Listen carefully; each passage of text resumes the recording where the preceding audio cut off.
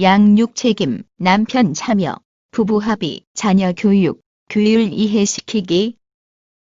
양육 책임, 자녀 출산에 따라 부부는 남편과 아내라는 역할 이외에 새로운 역할을 시작하게 된다.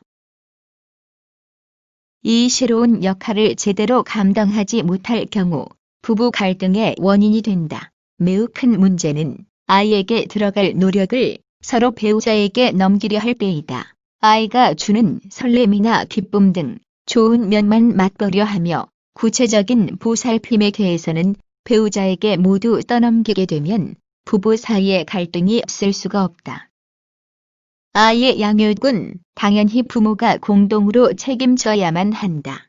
가사 일이거나 회사 일이거나 각자 현재 맡고 있는 역할에 따라 시간을 배분하여 아이 돌볼 시간을 합리적으로 나누어야 한다. 그러나 대체적으로 여성의 역할이 너무 과중하게 되기 쉽다. 이를 피하기 위해서 남편이 자녀 양육에 적극적으로 역할을 맡아 열심히 해야 된다. 또 하나의 문제는 남편이나 아내 어느 한쪽이, 대체로 아내가 그렇지만 배우자는 마음에 별로 두지 않고 지나치게 아이에게만 몰두할 경우이다. 부모가 자식에게 질투하는 어처구니 없는 경우가 이럴 때 발생할 수 있다. 자기 배우자에게는 소홀하면서 아이에게만 온갖 정성을 쏟게 되면 부부 갈등이 시작되어 결과적으로는 아이에게도 좋지 않은 영향을 미치게 된다.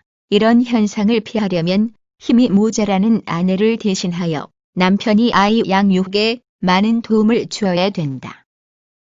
남편 참여. 과거 우리 사회에서 남편들은 가사와 육아에서 대부분 열의자가 되어 있었다.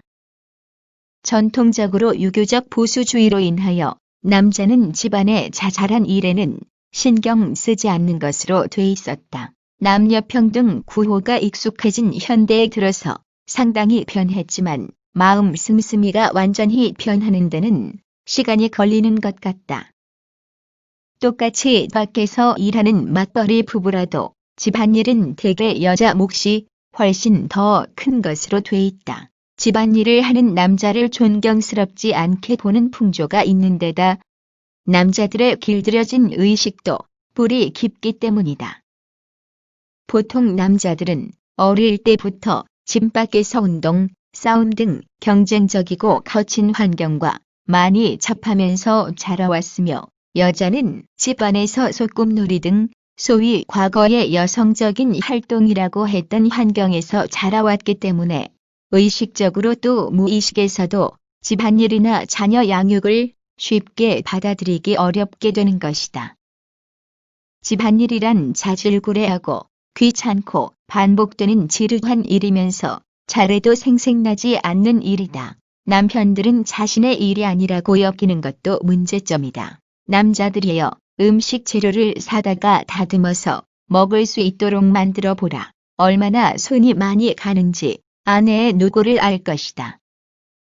남편이 가사에 참여하는 것은 단지 아내의 일을 거들어주는 의미만 있는 게 아니다. 가장이라 불리는 남편은 가족 위에 군림하는 우두머리가 아니다. 진정으로 집안을 책임지는 가장이라면 가사와 육아에도 적극적이어야 한다. 아내는 그런 남편을 신뢰하게 되고 아이들도 아버지를 더 존경하게 된다. 남자들이 사회의 경쟁 구조에 더 시달린다는 건 맞는 말이다. 그러나 일의 전체 노동으로 말하면 가사와 육아는 결코 남자들의 바깥일에 뒤지지 않는다. 남편은 한 달에 한 번 월급 봉투를 내밀며 자기 일의 결과를 자랑스럽게 내세우지만 아내는 그 월급 봉투를 감사하게 받는 처지밖에 되지 못한다. 한 달 내내 아내가 한 일은 힘든 정도에 비립해서 알아주지는 않는다. 이제는 남편도 아내의 이런 입장을 이해해 주어야 한다. 남편이 집안일에 참여하는 것은 그런 의미에서 솔선수범하는 민주적 가장의 모습이다. 국민 위에 군림하는 통치자를 좋아하는 국민이 없듯이 남편의 가사 도움은 집안을 화목한 민주가정으로 가져가는 지름길이다. 부부 합의, 교육은 일관성이 있어야 한다. 자녀에게 규칙을 정하고 교육 목표를 세우는 데에서도 마찬가지다.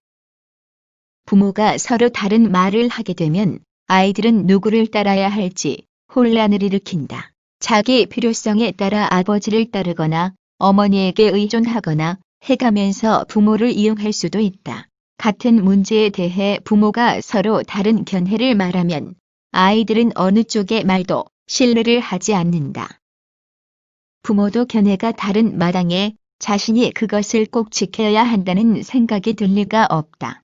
때문에 부모는 아이들에게 주입시킬 집안의 규칙이나 기타 교육관에 대해 미리 대화를 통해 합의해 두어야 한다. 부부가 서로 다른 가치관과 철학을 가지고 있다면 더욱더 사전에 대화로서 통일을 해야만 한다. 부모조차 통일되지 않는 문제를 자녀에게 설득하거나 강요할 수는 없다. 용돈 문제 같은 작은 일만 해도 그렇다. 어머니는 정해진 금액을 규칙적으로 주는데 아버지는 자기 기분 따라 톡톡 건넨다면 아이는 어머니가 지키려고 하는 질서와 규칙을 우습게 보기 쉽다. 규율 이해시키기, 자녀 교육 시 피해야 할 것은 기본에 따라 지도하는 일이다. 하다못해 개를 훈련시킬 때에도 일관성이 중요하다. 똑같은 행동이 어떤 때는 처벌을 받고 어떤 때는 대충 넘어가게 되면 행동을 규율화시킬 수가 없다. 한 집안의 아이들 역시 부모의 기분에 따라 자기 행동이 평가된다면 자기 행동의 정당성의 기준을 가질 수가 없다. 그렇게 되면 어떤 일의 정당성보다 지금 부모의 기분이 어떤 상태인가만 신경 쓴다. 자기 행동에 따라 평가되지 않고 부모의 기분에 따라 평가되기 때문이다. 이런 것은 부모와 자녀 사이에만 통하는 것이 아니고 부부 사이에도 비슷하게 적용된다. 일관성 없는 교육의 문제점 또 하나는 그로 인해 부모 자신이 신뢰와 권위를 잃어버린다는 점이다. 아이가 꾸중을 듣거나 매를 맞는다 하더라도 당연히 맞을 만하다고 생각하면 부모를 크게 원망하지는 않는다. 충동을 이기지 못한 자기 자신을 탓할 것이다. 그런데 부모의 기분에 따라 자기 행동의 잘못이 가려지게 되면 부모가 아무리 그럴싸한 말을 해도 마음으로 받아들이지 않는다.